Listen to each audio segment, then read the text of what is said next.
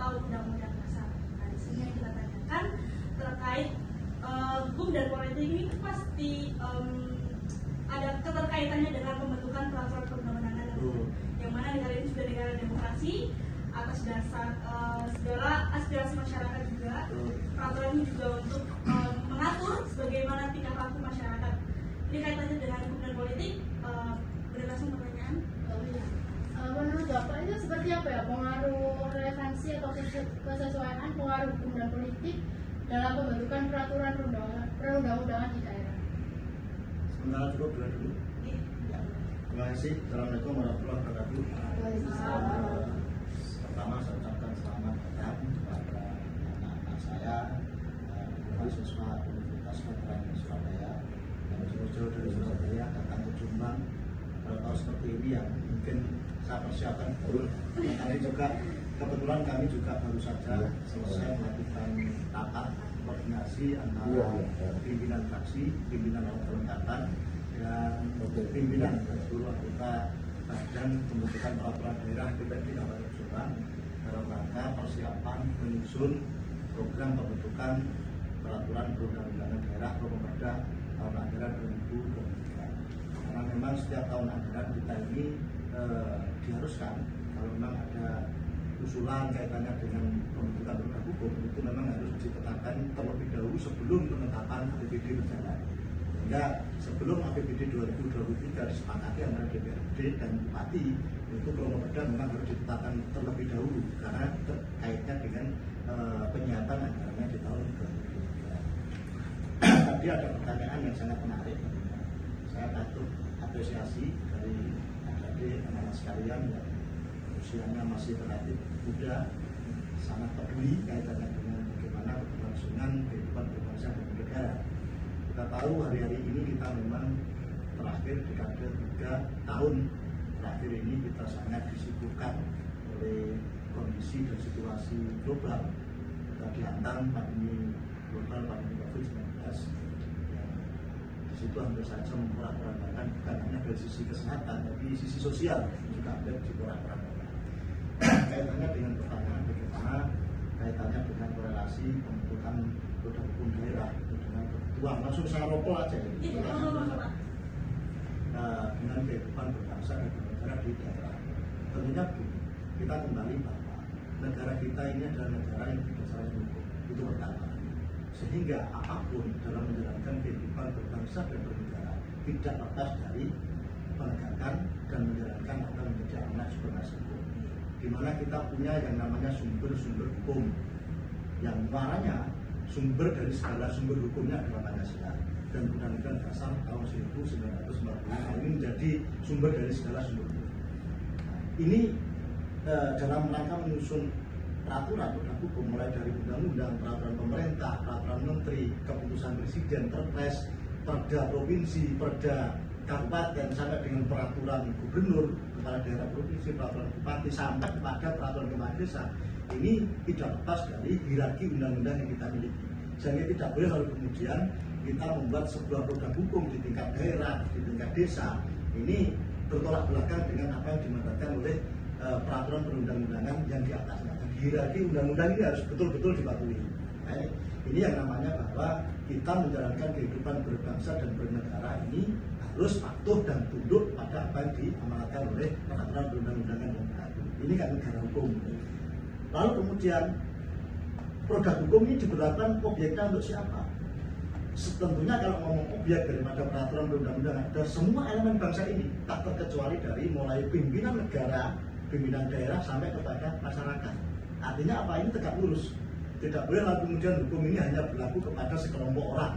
Tidak boleh hukum ini lalu kemudian hanya diberlakukan kepada misalnya daerah tertentu. Kalau ngomong hukumnya nasional kan gitu. Tapi ada yang namanya peraturan daerah. Peraturan daerah ini mengatur terkait dengan mungkin kalau provinsi wilayah regional yang dimana tidak terpengaruh dengan wilayah regional yang lain. Tapi tidak boleh bertentangan dengan hierarki undang-undang yang berlaku di nasional.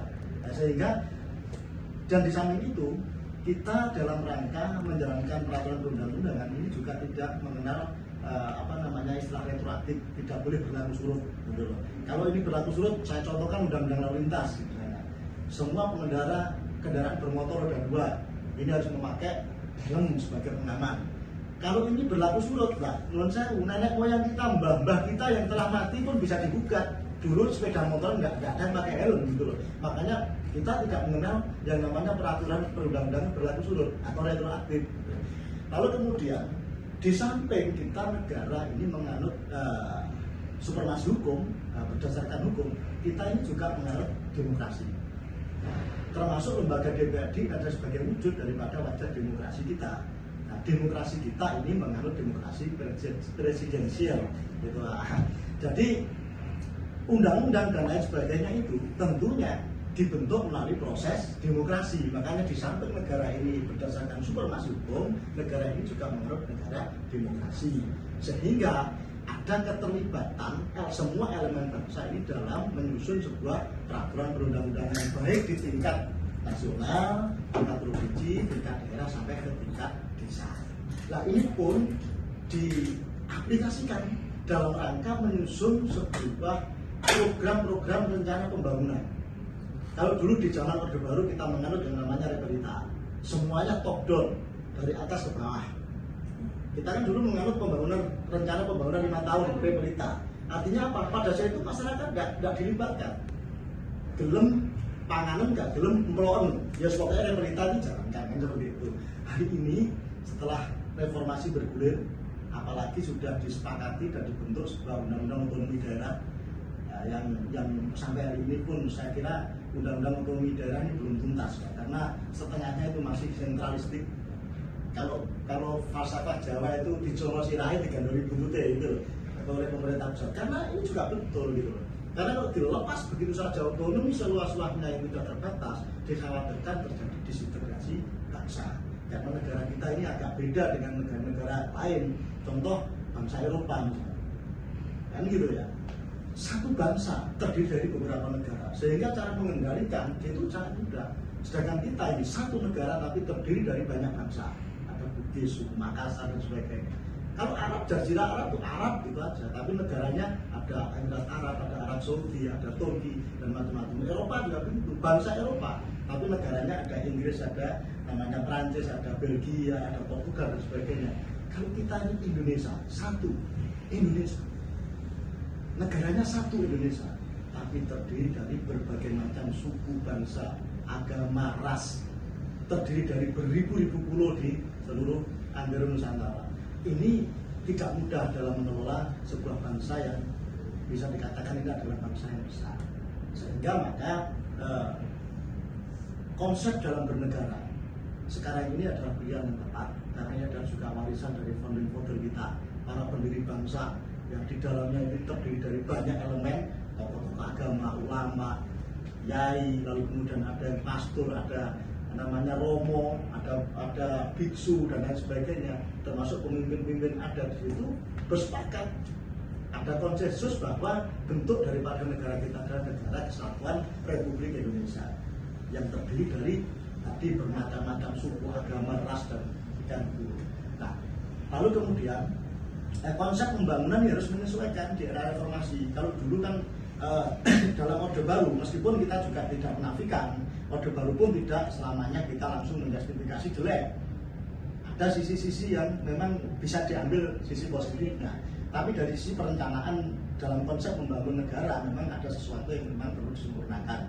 Seiring dengan berjalannya perkembangan zaman, termasuk bergulirnya reformasi pada 98, lalu kemudian di situ ada pemilu yang sangat demokratis yang pertama kali, lalu kemudian ada pemilu yang dipilih langsung ya, oleh rakyat, memilih seorang presiden, wakil presiden, lalu kemudian diikuti dengan pilkada secara langsung, sehingga ada perubahan perubahan kiblat dalam rangka melakukan proses berdemokrasi kita. Kita disuguhi dengan era demokrasi yang baru, yang dimana sebelumnya kita tidak tahu presidennya nanti siapa pada Orde Baru, pokoknya Pak Harto ya situ sampai berkali-kali sampai bosen karena PDW. Akhirnya masyarakat dikenalkan dengan sistem demokrasi yang sama sekali baru di situ. Masyarakat dilibatkan secara langsung memilih pemimpinnya, dan itu tidak mudah. Bahkan di situ muncullah, karena kita menganut partai ya. Partai kan bebas jual, dulu ada pembatasan hanya 3 partai yang boleh, sehingga dulu tuh kita kenal ada namanya partai-partai Islam itu menjadi fusi satu disatukan, lalu nasionalis disatukan, lalu kemudian ada golongan dulu kan, ada PDI, lalu kemudian ada golongan karya, ada Partai Persatuan Pembangunan yang dulu ini menjadi kontestan setiap pemilu di zaman Orde Baru. Nah, di era Orde Reformasi itulah ada momentum yang memang memberikan ruang bagi masyarakat untuk menyalurkan aspirasinya melalui partai politik yang diberi melalui multi partai, sehingga muncul kalau tidak salah pertama itu ada 48 kontestan pemilu, nah, termasuk lahir partai-partai baru, ada yang PKB, ada yang Demokrat, ada macam-macam, nah. Ada lalu PDI yang merubah berreinkarnasi menjadi PDI Perjuangan dan lain sebagainya tentunya. Ini yang lalu kemudian memberikan ruang seluas-luasnya kepada masyarakat untuk menyalurkan aspirasinya. Nah, di situ tentunya tidak mudah. Pada saat itu memang kita masih berproses dalam rangka menyempurnakan sistem demokrasi kita, sehingga memang ada kekurangan di sana sini, termasuk undang-undang otonomi daerah yang saya sampaikan tadi belum tuntas. Tapi apapun alasannya, bahwa ada sisi positif yang bisa diambil, sehingga diharapkan perencanaan pembangunan oleh negara, oleh pemerintah provinsi, oleh pemerintah kabupaten dan desa itu sendiri, itu diharapkan orientasinya adalah berdasarkan apa yang menjadi kebutuhan masyarakat. Itu loh, ada mekanisme dalam menyusun sebuah rencana pembangunan baik tingkat nasional, provinsi, kabupaten maupun desa. Pertama, kalau ngomong nasional ada perencanaan, kita ngomong daerah saja lah, nasional kejauhan karena kapasitas saya sebagai anggota DPRD.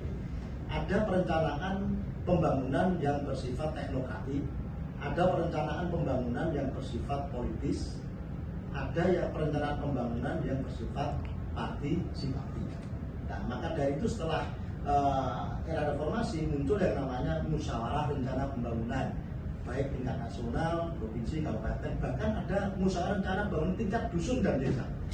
Disinilah ruang bagi masyarakat untuk menyalurkan aspirasi, sehingga masyarakat ini bisa berpartisipasi secara aktif dalam rangka jadi masyarakat desa ini sih butuh ini.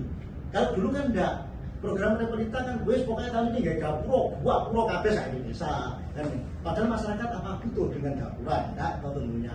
Nah, ini dijadikan apa ya, ruang seluas-luasnya bagi masyarakat tentunya untuk berekspresi, untuk menyalurkan aspirasinya.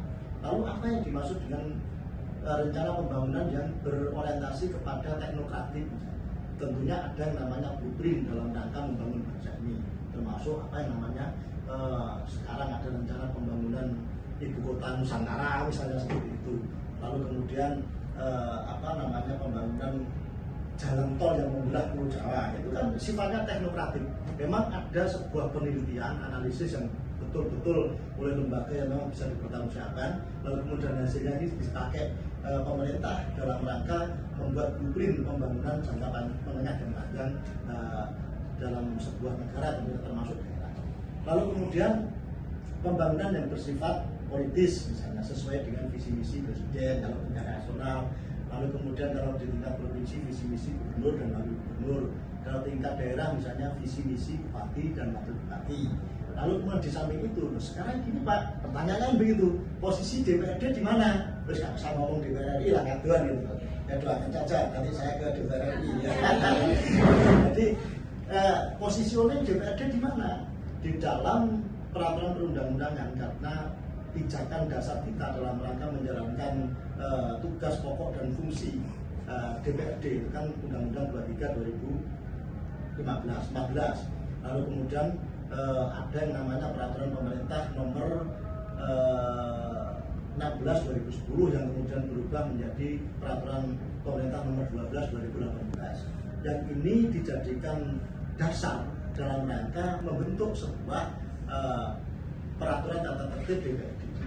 Jadi DPRD 50 orang di Jombang ini karena penduduknya 1 juta lebih Mbak. Kalau di bawah 1 juta itu hanya 45, kalau 1 juta lebih itu 50 orang. 50 orang anggota DPRD Jombang ini, contohnya Jombang. Ini dalam menjalankan tugas pokok dan fungsi sebagai anggota DPRD. Ini berpedoman kepada payung hukum yang menaungi kita, yang mengikat kita. Jadi 50 orang ini tidak bisa bekerja semau gue, semaunya sendiri. Ini diikat oleh yang namanya peraturan tata tertib DPRD. semuanya diatur di situ. Mulai fungsi legislasinya kan ada 3 fungsi